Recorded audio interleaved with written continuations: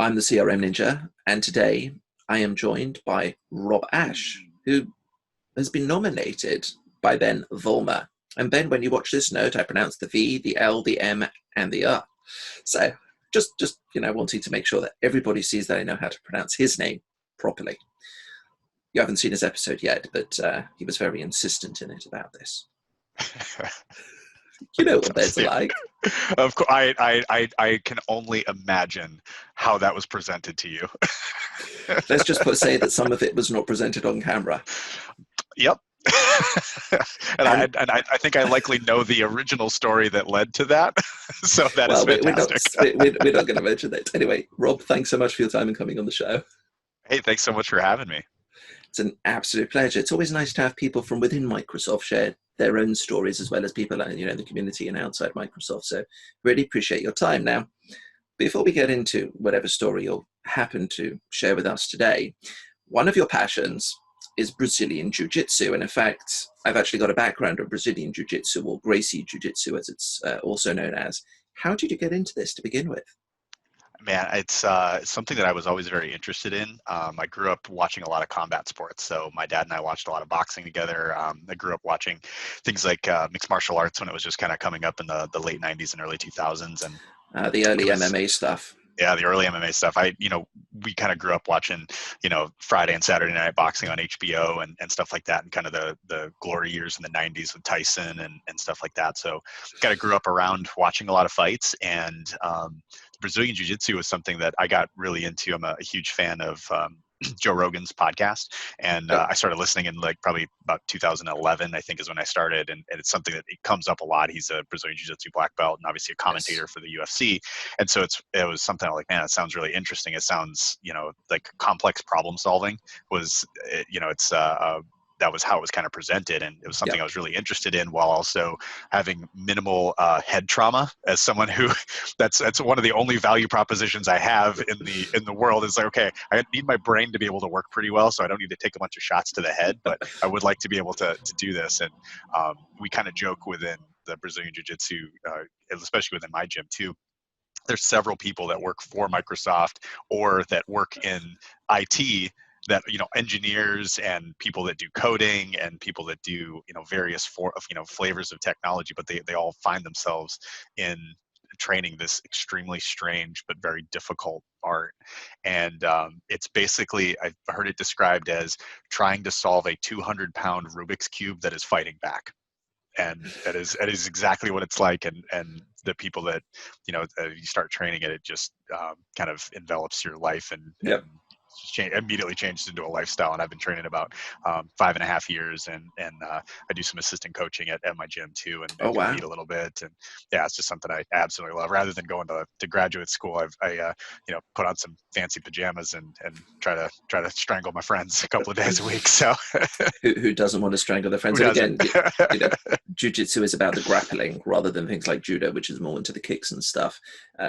I heard a good quote attributed to the elder Gracies back in the day, which is, when they got somebody down on the ground, that person was not leaving the ground. There was absolutely no way out of it. Yep. Yeah, it's the Helio Gracie. I think he was attributed with the original, or Helio or Henzo. It's like the ground is my ocean and I'm a shark. That's basically how they approach everything. And Helio Gracie was a tiny little guy. He was like 140 pounds, and he was out there, taking on a lot larger opponents and humbling them, which is pretty cool. It's all about leverage. It's all about being that pivotal point in the middle and moving things around, and then working on the pressure points and stuff. So yeah, it's empowering for someone like myself, who is not particularly physically intimidating, one would say. I'm about 6 foot, 155 pounds. I've been lovingly described as wispy. So it's something where I don't really have it's something that's, try to be very, I try to be very technical. That's what it's, I don't have the strength and the other attributes that some of my friends do. So I have to be very technical in order to be successful. I guess at the end of the year, if you're not satisfied with your bonus or something, you could always invite your manager into, the dojo and say, right, let's see what taps out first. I'm sure that would go very poorly for me, but Yeah, you said Microsoft colleagues. I won't ask any more about that. No, it's really interesting, and for people who are looking for something, I haven't done it myself, but I have an interest in martial arts, and yeah, it's really interesting one. Take a look at it. There are dojos all across the world about it. So, with that having been said, what stories do you have to share with us today? Sure. So I have one story that it also ties into the United Kingdom. So my background, so with so with my experience at Microsoft, so I've working with the company just about 10 years. Most of my background is in the Dynamics platform. So I was a Dynamics seller for Right. most of my career, and ended up was in a field sales role supporting the New York Metro for a couple of years, which is how I met our mutual friend Ben Vollmer. So I happened to work alongside Ben and supporting our customers in the corporate segment for New York Metro, and so be about 4 years. 4 years this April. I was engaged first week of April, which is usually a big time for us to get RFPs Hold dropped. on, Um, hold on. First week of April. That's got April Fool's Day in, right? It definitely was, and I actually was positioned because this RFP hit my inbox either April Fool's Day or a couple days afterwards, Okay. and it was a very strategic opportunity, private equity backed, just a huge digital transformation opportunity, and there was a large dynamics component that was potential there for supporting call centers, again, part of my Oh, background. So I was like, okay, this is a great opportunity for us. When do they, what's the timeline? And usually with an RFP, timelines are usually pretty tight, and this one was extremely tight. And one of how the tight? it was 2 weeks for submission and decision, and which is aggressive. Wow. And we obviously we try to push back on some of these timelines, but part of that expectation was that they wanted to have an in-person demonstration and proposal that was in London, England, and So, I hold live on, in hold on. Fargo, North Dakota, and I'm supporting New York, and they would like me to show up the following week. So I got this on a Thursday, and they wanted me to be in London on Monday morning to present a demonstration of our offerings. So just holding there for a moment. Okay, so the RFP that it's tied, but you get a free trip to London. Awesome, right? We did, yeah, yeah, and it was an interesting conversation with my manager at the time, because I thought there was no way that they were going to that was going to happen. I was like, you're not going to have me do this, right? And we're looking at, it's a significant opportunity. It could frankly make my year. Yeah. And I was like, are we doing this? And he's like, can you? And I was like, yes. And so I talked to my technical specialist, Stacy, and was like, could you, you got a family. He's like, can you make this happen? She's like, yeah, I can do it. And I was like, It's okay. London. So Come on. it's I mean, who's London. going to So pass that up? yeah, it's like I've never been to London before, and so I ended up having to prepare all of our very specific industry presentations. There's a lot of work just to get a demonstration together, Yeah. let alone one in person for a specific industry on just a few days notice. And so it was a lot of furious work from myself, our partner organization, and some internal people to Yeah. try and get that ready. Then all the logistics of getting there, right? Just my commute essentially turns into a 9-hour flight, and trains, Yep. planes, and automobiles, everything like that. And It's dreadful the Concorde wasn't flying anymore. yeah, it would have been great. It would have been great. I had the longest trip, I think, of any of the vendors that were there for anyone else. I think I won the longest trip to get there. I was like, I'm not sure if any of them could have picked where Fargo, North Dakota is on a map, but I was able to kind of share that with them, and it was a really interesting experience for me. Having not had to have that kind of experience, an international, presentation with, Yeah. the, regional directors from all over the world with this company that I've never met before. I don't have relationships there. I'm meeting these people for the first time because this is our first connection point. We had very minimal information kind of going into it, but, there Right. was enough of an opportunity there. So already kind of some learnings for me, and kind of looking in hindsight of how I would have approached that differently, and potentially some things, because you want to be as Want to be as accommodating as prepared possible. as possible, Yeah, and you obviously as accommodating as you say. for sure. Yeah, and we're building relationships, and especially with the strategic nature of this opportunity, we want to do everything we can to try and compete and try to win, because we had some significant competition in there, Yeah, and industry expertise, I can and imagine. and we're like, okay, we got to put our best foot forward, and we got through it. We went through, had the round of demos, and getting grilled. We're in the hot seat, and getting detailed questions about the industry, with myself and my two colleagues that had made the trip, and I think for us, it was a lot of trying to really conduct a discovery while we're also kind of pitching our wares, right? And which is a Sort of a really two-way challenging channel. position. It's like, this looks really Yeah, good. How do you think you would apply it in this situation? And right. And trying to do the things that we would normally do in a business application sale is really understanding, why are we making these decisions? What's the business outcome that we're looking to go for? Where sometimes with an RFP or request for proposal, it's, hey, here's the specific things that we need.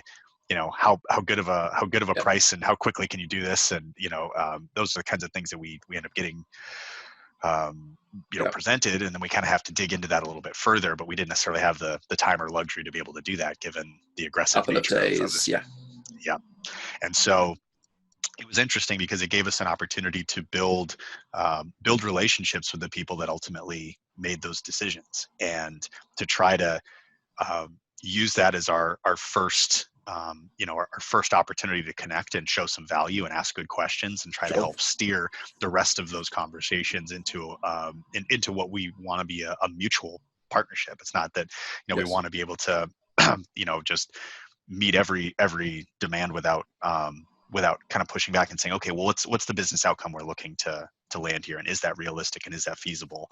Business um, outcomes you know are really so important. It's not just about throwing the tech and hoping that it lands somewhere or you take a part of it.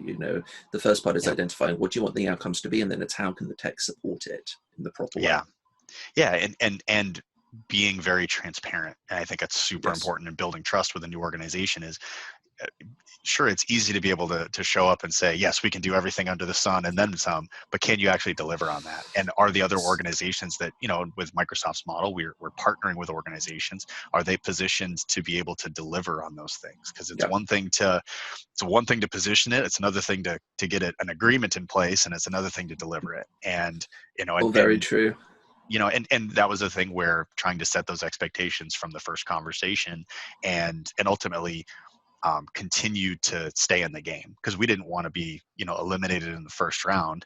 Certainly, going through all the effort, we just wanted, we didn't feel like we were going to be able to completely win this opportunity on the first meeting, but we just wanted to show enough value to be able to stay in the game.